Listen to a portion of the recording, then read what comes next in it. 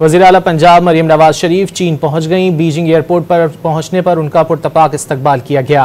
वज़ीर आला मरियम नवाज के इस्तकबाल के लिए कम्युनिस्ट पार्टी ऑफ चाइना के आला ओहदेदार एयरपोर्ट पर मौजूद थे। मरियम नवाज ने मेज़बान शख्सियात से गुफ्तगू में चीन के इश्तिराक से पंजाब को इक्तिसादी और माशी बुलंदियों पर ले जाने की ख्वाहिश का इजहार किया। मरियम नवाज के 8 रोज़ा दौरे की सरकारी मसरूफियात का आगाज़ कल से होगा।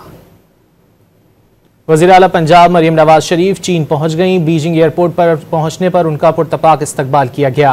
वज़ीर आला मरियम नवाज के इस्तकबाल के लिए कम्युनिस्ट पार्टी ऑफ चाइना के आला ओहदेदार एयरपोर्ट पर मौजूद थे। मरियम नवाज ने मेज़बान शख्सियात से गुफ्तगू में चीन के इश्तिराक से पंजाब को इक्तिसादी और माशी बुलंदियों पर ले जाने की ख्वाहिश का इजहार किया। मरियम नवाज के 8 रोज़ा दौरे की सरकारी मसरूफियात का आगाज़ कल से होगा।